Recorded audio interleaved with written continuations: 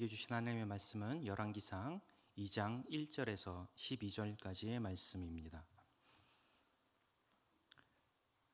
열왕기상 2장 1절에서 12절까지의 말씀을 저와 함께 합독하도록 하겠습니다. 다윗이 죽을 날이 임박하매 그의 아들 솔로몬에게 명령하여 이르되 내가 이제 세상 모든 사람이 가는 길로 가게 되었노니 너는 힘써 대장부가 되고 내 하나님 여호와의 명령을 지켜 그 길로 행하여 그 법률과 계명과 율례와 증거를 모세의 율법에 기록된 대로 지키라. 그리하면 내가 무엇을 하든지 어디로 가든지 형통할지라. 여호와께서 내 일에 대하여 말씀하시기를 만일 내 자손들이 그들의 길을 삼가 마음을 다하고 성품을 다하여 진실이 내 앞에서 행하면 이스라엘 왕위에 오를 사람이 내게서 끊어지지 아니하리라 하신 말씀을 확실히 이루게 하시리라. 수르의 아들 요압이 내게 행한 일 곧 이스라엘 군대의 두 사령관 넬의 아들 아브넬과 예들의 아들 아마사에게 행한 일을 내가 알거니와 그가 그들을 죽여 태평 시대에 전쟁의 피를 흘리고 전쟁의 피를 자기의 허리에 띤 띠와 발에 신은 신에 묻혔으니 내 지혜대로 행하여 그의 백발이 평안히 수월에 내려가지 못하게 하라. 마땅히 길라 바르실레의 아들들에게 은총을 베풀어 그들이 내 상에서 먹는 자 중에 자미하게 하라. 내가 내 형 압살롬의 낯을 피하여 도망할 때에 그들이 내게 나왔느니라. 바울인 베냐민 사람 게라의 아들 시므이가 너와 함께 있나니 그는 내가 미온여임으로 갈 때에 악독한 말로 나를 주장하였느니라.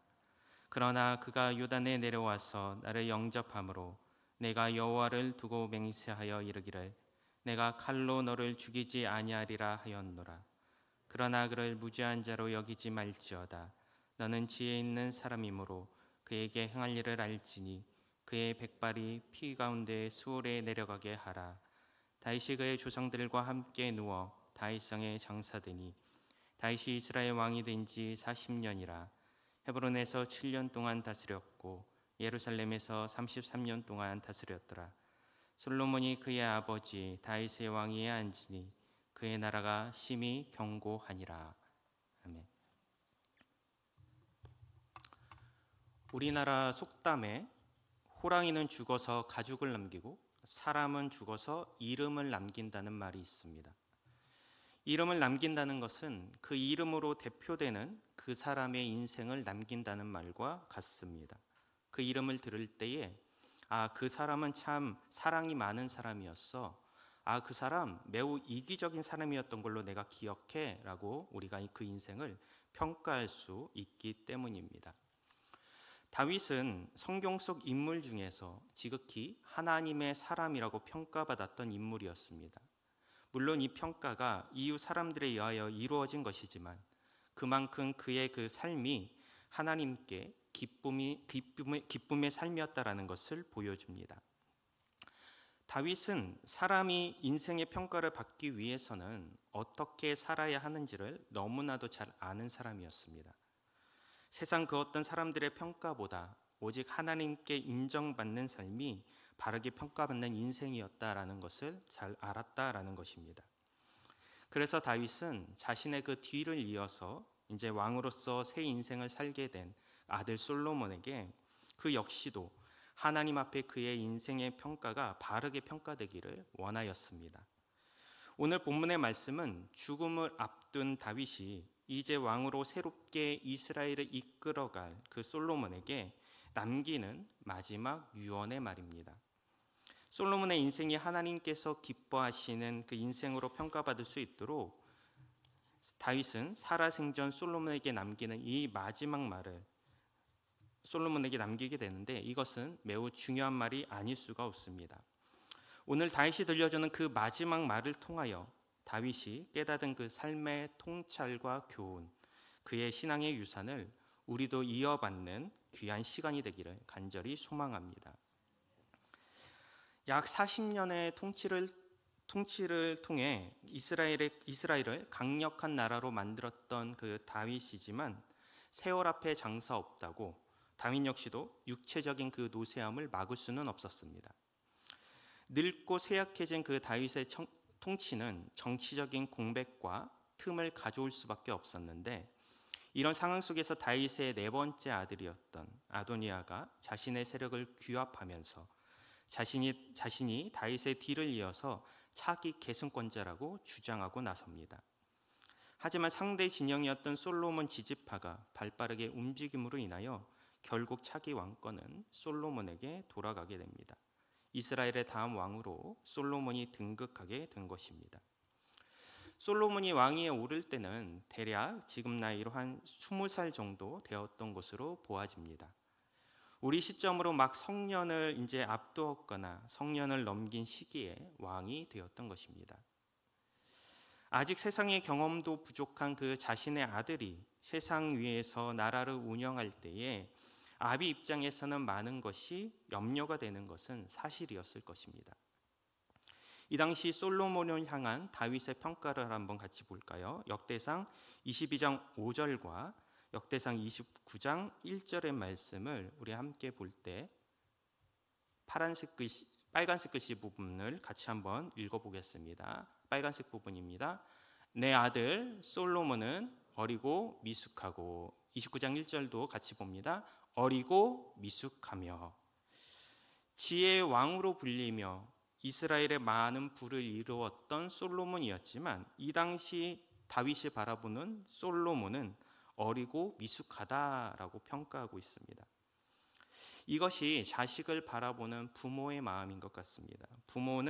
부모에게 있어서 자식은 늘 불안한 존재이고 한없이 약한 존재였다라는 것입니다. 저도 이제 나이가 어느 정도 차고 이제 목사임에도 불구하고 어머니로부터 밥은 늘 잘 먹고 있느냐, 기도 생활을 잘 하고 있느냐 늘 잔소리를 듣습니다. 자녀를 향한 부모의 염려는 제가 50이 되고 60이 되어서도 변치 않을 것 같습니다. 그런 염려 속에 다윗은 솔로몬에게 남기는 그 다음과 같은 말을 솔로몬에게 남깁니다. 오늘 본문의 말씀 1절과 2절을 한번 읽어보겠습니다. 같이 읽습니다. 다윗이 죽을 날이 임박하매 그의 아들 솔로몬에게 명령하여 이르되, 내가 이제 세상 모든 사람이 가는 길로 가게 되었나니 너는 힘써 대장부가 되고, 그 염려 속에 다윗은 솔로몬에게 너는 힘써서 대장부가 되어라 라고 당부합니다. 너는 힘써로 번역된 히브리 원어의 그 원형의 뜻을 살펴보면 튼튼해지다, 용감하다 라는 뜻을 담고 있습니다. 그리고 대장부로 번역된 히브리어 원형은 강하고 영향력 있는 남자를 의미합니다. 다시 말해서 너는 힘써 대장부가 되어라 라는 이 말은 튼튼하고 굳센 강한 남자가 되어라, 즉 미숙한 상태에 머물지 말고 성숙한 상태로 더 단단해져 가라 라는 것이었습니다. 미숙한 상태에 있는 솔로몬이 더욱 성숙한 모습으로 자라나고 성장하기를 다윗은 바라였던 것입니다. 그러면 어떻게 우리의 인생이 성숙의 길로 나아갈 수 있을까요? 어떻게 그렇게 성숙하였다라고 평가받을 수 있을까요? 다윗은 3절의 말씀을 통해서 계속해서 당부하고 있습니다. 3절의 말씀입니다. 내 하나님 여호와의 명령을 지켜 그 길로 행하여 그 법률과 계명과 율례와 증거를 모세의 율법에 기록된 대로 지키라. 그리하면 내가 무엇을 하든지 어디로 가든지 형통할지라. 다윗이 말한 성숙은 육체적인 강함을 이야기하는 성숙이 아니었음을 알 수 있습니다. 그가 강조하는 성숙은 영적인 성숙, 하나님 앞에 바로 서 있는 굳건한 믿음의 성숙이었습니다. 그리고 그런 영적인 성숙은 날마다 하나님의 그 명령과 뜻을 따라 살 때에 가능하다는 것을 다윗은 말하고 있는 것입니다. 그래서 다윗은 여호와의 명령을 지켜 그 길로 행하여 그 법률과 계명과 율례와 증거를 모세의 율법에 기록된 대로 지키라라고 당부하고 있었던 것입니다. 해바라기의 꽃은 우리가 잘 알고 있는 것처럼 해가 움직이는 방향을 따라서 해를 바라보며 이동합니다. 이것은 햇빛을 받음으로 인하여 충분한 강압성을 통해 해바라기가 성장을 이루기 때문입니다. 그래서 해바라기는 해를 바라보며 살고 해를 바라보며 움직였던 것이죠. 이처럼 신앙인의 성숙 역시도 하루 24시간 매일매일을 우리의 생명 되시는 하나님을 바라보며 하나님을 따라서 그 말씀을 따라 살 때에 주님 보이시는 아름다운 모습으로 가꾸어지고 성장하여지는 줄 믿습니다. 그렇기에 늘 말씀을 듣고 읽으며 마음에 품고 그 말씀이 내게서 떨어지지 않도록 지키고 순종하는 것이 매우 중요합니다. 죽음의 방향을 향해서 달려가고 있는 그 다윗이 자신의 삶의 모든 것을 돌아보니 내 인생의 성숙을 이루고 삶의 진정한 성공을 주는 올바른 방향은 오직 하나님을 향할 때에 가능했다. 하나님밖에는 없었다라고 고백하고 있는 것입니다.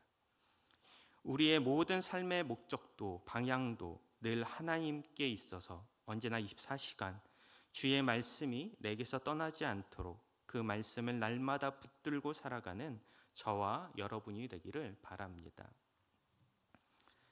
그런데 그 말씀을 붙들고만 있는다고 해서 그것이 끝이냐? 다윗은 결코 그것이 아니라고 이야기합니다. 이어지는 우리 4절의 말씀을 함께 보겠습니다. 여호와께서 내 일에 대하여 말씀하시기를 만일 내 자손들이 그들의 길을 삼가 마음을 다하고 성품을 다하여 진실이 내 앞에서 행하면 이스라엘 왕위에 오를 사람이 내게서 끊어지지 아니하리라 하신 말씀을 확실히 이루게 하시리라. 여호와께서 내 일에 대하여 말씀하시기를 만일 내 자손들이 그들의 길을 삼가 마음을 다하고 성품을 다하여 진실이 내 앞에서 행하면 왕위를 이어받는 솔로몬의 그 왕으로서의 성공, 그 형통함은 하나님께서 주시는 것인데 하나님께서 기뻐 주시는 그 축복은 하나님의 말씀을 믿음 위의 삶으로 살아내는 자에게 주어진다라고 하나님은 다윗을 통하여 오늘 우리에게도 말씀하고 계신 것입니다. 말씀을 지켜 나아가는 그 순종의 모습이 기계적인 지킴, 기계적인 그 순종이 아니라 그 말씀이 내 삶 여러 영역의 삶의 자리에서 삶과 말씀이 일치하는 마음과 성품을 다한 행함이 있어야 한다라는 것입니다. 죽음 믿음이 아닌 그 살아있는 믿음은 내 삶의 주의 말씀을 펼치며 살아가는 삶에서 나타납니다. 하나님의 말씀대로 이웃을 사랑하고 무엇보다 하나님을 사랑하며 그 진리를 언제나 어디서나 당당히 외치고 세상의 그 빛으로 소금으로 살아간다면 하나님은 우리의 삶을 통해서 영광 받으시고 그 사람 위에 상상도 못한 축복을 더하여 주실 것입니다.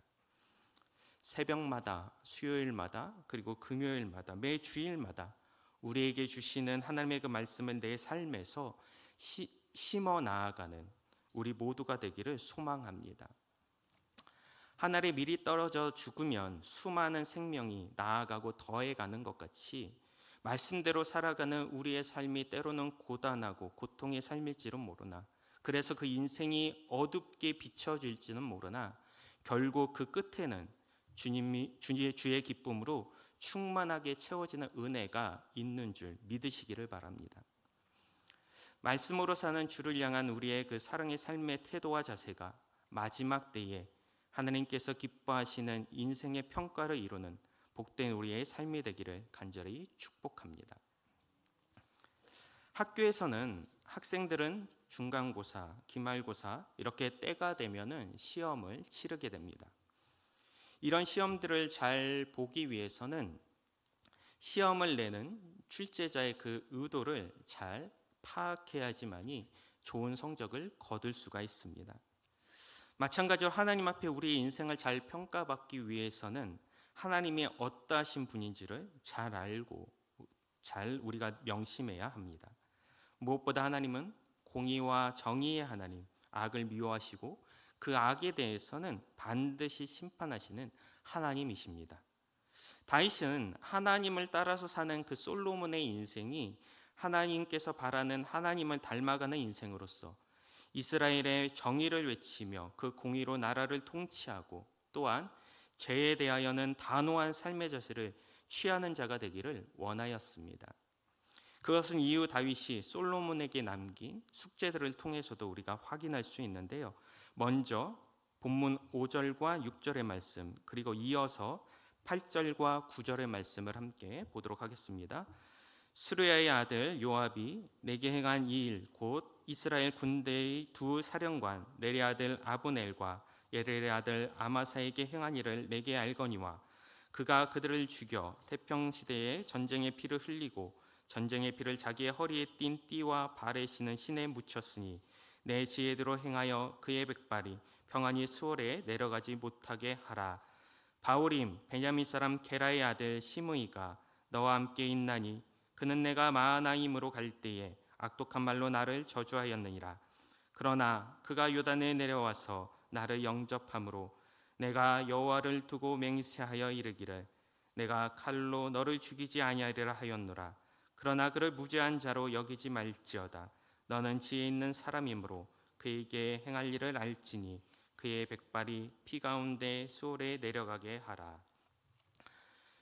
다윗은 솔로몬에게 자신이 죽은 후 요압과 스므이를 숙청할 것을 명령합니다. 아브넬은 사울의 군대 장관으로 사울의 오른팔이었습니다. 그리고 요압은 다윗과는 친척 관계로 다윗의 군 사령관이었습니다. 다윗이 헤브론에서 왕으로 있던 시절에 다윗의 뒤를 이어 사울의 아들이었던 이스보셋이 아브넬의 추대로 이스라엘의 왕이 되면서 이스라엘 안에는 내전이 시작이 됩니다. 그 가정 속에서 요압의 동생이었던 아사엘이 아브넬에 의하여 죽임을 당하는 사건이 발생하게 됩니다. 그러나 이후 하나님은 더 이상 피를 흘리지 않고 왕국을 온전히 통일할 수 있는 길을 다윗에게 열어주셨습니다. 하지만 요압은 그런 하나님의 뜻을 거스리고 자기의 복수심을 위해서 아브넬을 끝내 죽여버리게 됩니다. 요압은 아마사 또한 다윗의 명령을 거역하고 그를 속여서 죽이는 일이 또한 발생합니다. 하나님은 이처럼 우리가 자신의 그 이익과 욕심을 따라서 타인의 생명과 그들의 삶을 흔들고 빼앗는 것을 결코 용납하지 않으십니다. 반드시 그 죄에 대해 책임을 물으시고 그에 합당한 벌을 내리신다라는 것이죠. 하나님의 공의와 정의가 있는 그 믿음의 삶은 우리의 어떤 욕심과 유혹 앞에서도 지켜져야 할 줄 믿습니다. 내 욕망이 아닌 하나님의 뜻과 정의가 내 삶에 먼저 앞서 행해지는 우리의 삶이 되기를 소망합니다. 다윗이 요압과 함께 숙청했던 시므이는 아들 압살롬의 반역으로 다윗이 마하나임으로 행할 때에 바후림에서 다윗에게 저주를 퍼부었던 사람이었습니다. 하지만 이 압살롬의 그 반란이 이제 진압이 되어서 다윗이 다시 돌아오자 시므이는 언제 그랬냐는 듯 다윗을 반갑게 맞이하며 그를 찬양합니다. 시므이는 그야말로 기회주의자였던 것입니다. 다윗을 향한 이 시므이의 저주는 다윗 개인에 대한 어떤 사적인 잘못을 뛰어넘어서 하나님께 직접 기름 부어 왕으로 세운 그 왕권에 대한 도전이었습니다. 그리고 그것은 반역행위나 마찬가지였습니다. 그러있기에 다윗은 공의 실현의 차원에서 그를 반드시 처벌해야 한다라고 솔로몬에게 당부했던 것입니다. 우리 역시도 하나님의 그 계획과 뜻하심 앞에 또는 하나님께 쓰시는 그 사람들을 향해 아무렇지 않게 그래서 그 잘못을 인지하도 못하는 걸지도 모르지만 부정적인 말을 하며 비난하고 그 일 하심을 막을 때가 있습니다. 하지만 그런 행동 역시 하나님께서는 심각한 죄로 여기신다는 사실을 우리는 잊지 말아야 할 것입니다. 하나님은 우리가 지은 죄에 대해서는 반드시 심판하십니다. 그렇게 우리는 하나님께서 미워하시는 죄가 우리의 삶에 틈타지 못하도록 늘 기도하며 경계해야 하는 것은 마땅합니다. 깨어서 악에 대해 집요함을 갖고 죄악에 대해 끊임없이 경계하며 대적하는 자세, 또 내 안에 있는 죄에 대해 자복하고 회개하는 그런 신앙의 자세가 우리 모두의 삶에 있기를 간절히 소망합니다. 다윗은 죄에 대한 그 처벌을 명령함과 동시에 잘한 일에 대하여서도 상을 줄 것을 명령합니다. 7절의 말씀을 함께 봅니다. 마땅히 길라 바르실레의 아들들에게 은총을 베풀어 그들이 내 상에서 먹는 자 중에 참여하게 하라. 내가 내 영 압살롬의 낯을 피하여 도망할 때에 그들이 내게 나왔느니라. 다윗이 압살롬에게 쫓길 때 시므이를 저주했던 것과는 달리 바르실레는 식량과 생필품을 가지고 나와서 오히려 다윗을 도와줍니다. 반란이 끝나고 다윗이 돌아갈 때에 다윗은 바르실레에게 함께 가자라고 말했지만 바르실레는 끝내 그 청을 거절합니다. 결국 그의 아들 기만만을 데려와서 그 가정에 은혜를 베풀게 됩니다. 왕의 상에서 음식을 베푼다라는 것은 존귀한 자로 그가 대우받았음을 뜻합니다. 다윗은 자신이 죽은 뒤에도 바르실레 그 아들들이 그런 존귀한 자로 대우를 받으면서 살아갈 수 있도록 아들 솔로몬에게도 부탁을 하였던 것입니다. 사람은 사람에 의해서 그 가치를 인정받아 또한 존중의 삶을 살아가게 됩니다. 우리는 옛말에 머리 검은 짐승은 거두지도 말라라는 악평이 있습니다. 믿었던 그 사람에게 상처받는 일이 비일비재하여서 주변에서 비일비재하기 때문입니다. 사람에게 상처받은 사람은 어쩌면 이 땅에 단 한 사람도 없을지도 모릅니다. 그러나 혹 그러할지라도 사람으로 인하여 성장하고 성숙하여진다라는 그 하나님이 사람을 창조하신 거룩한 법칙을 또한 기억하시기를 바랍니다. 한 영혼을 아끼시는 그 하나님의 마음을 늘 생각하며 언제나 사랑의 시선과 마음으로 사람을 세우고 존중하는 하나님의 자녀된 우리가 되어야 할 줄 믿습니다. 이런 존중과 공의의 그 실천은 나라와 가정 그리고 교회와 공동체가 더욱 주의 사랑 안에 묶일 수 있도록 하는 힘을 줍니다.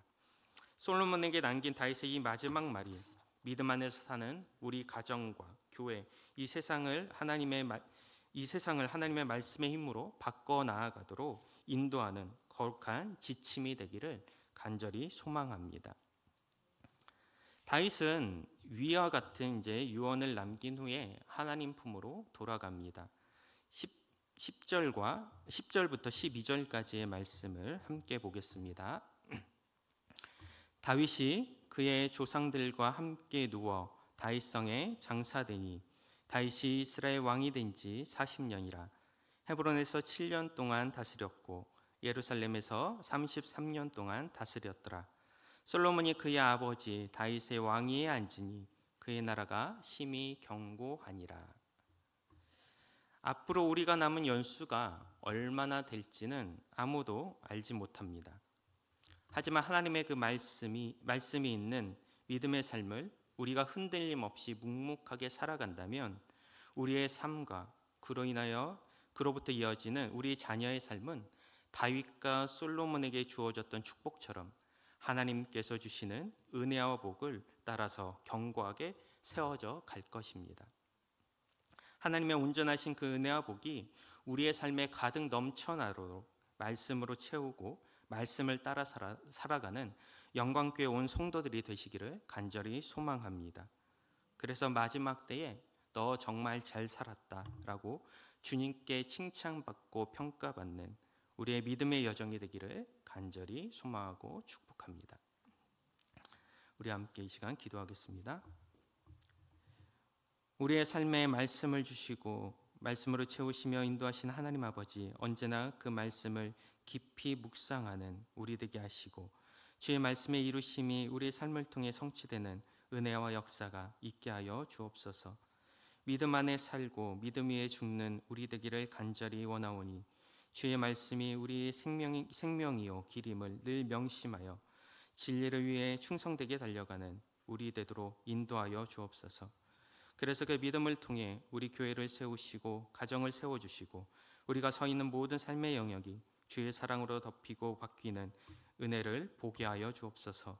언제나 우리의 사랑으로 살피시는 우리 주 예수님의 이름으로 기도합니다.